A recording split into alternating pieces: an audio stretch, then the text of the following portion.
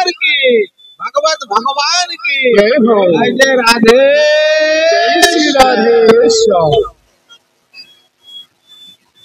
প্রত্যেকটি অক্ষর প্রত্যেকটি শব্দ মন দিয়ে শ্রবণ করবেন। এই সব মানুষের জন্য বলতে ভাগবতের সুরমণি সৌরকাতে ঋষি বলবে অসার সংসার, সংসার অসার, যার ভিতরে সার জিনিস কিছু নাই, সব অস্থায়ী ক্ষণিকের জন্য। আমরা দেখছি এই সংসার কিছুক্ষণের মধ্যে নষ্ট হয়ে যাবে, থাকবে না। আজ আমি আছি, কাল থাকবো না। আপনারাও আমার সামনে আছেন, থাকবেন না, এমন একদিন আসবে। আগে যারা ছিল তারাও নাই। তাই বলতে অসার সংসার। তো এই অসার সংসারের ভিতরে কি কি আছে?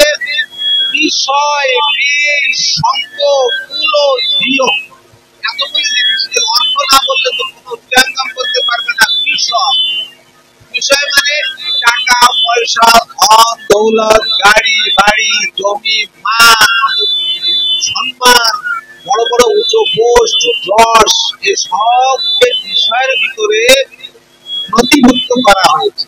আর এই বিষয়কে বলা হয়েছে বিষ।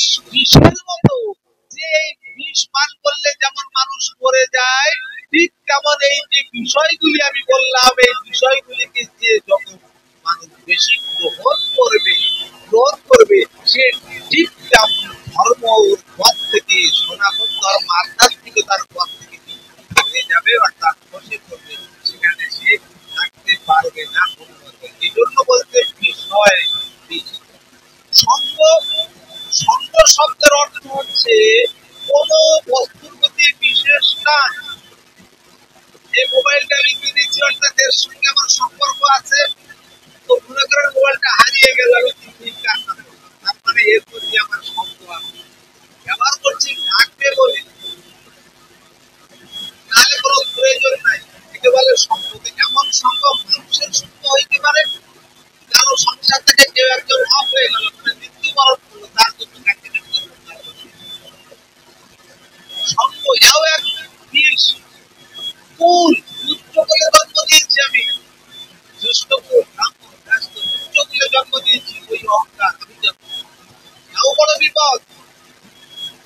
ভগবানের রাজ্যে যেতে গেলে সবচেয়ে নিজেকে মুক্ত চাকর ভাবতে হবে। না হাম বিপ্র, না নরপতি, নাপি বৈশ্য, শূদ্র, না হাম বর্ণী গৃহস্থ, জ্যোতির্বা, অহম প্রত্যর নিখিল পরমানন্দ গভীর ভট্টুর দাস ও দাসানুদাস। আমি না ব্রাহ্মণ, না আমি ক্ষত্রিয়, না আমি বৈশ্য, না আমি শূদ্র, না আমি বর্ণী, না আমি জ্যোতি, না আমি কোনো কিছু। আমি এই সম্পূর্ণ নিখিল জগতের সংসারের যে পরমানন্দ, তার যে সাধক অর্থাৎ গোপীগণ, সেই গোপীগণের দাসের দাসের আরো অনুদাস।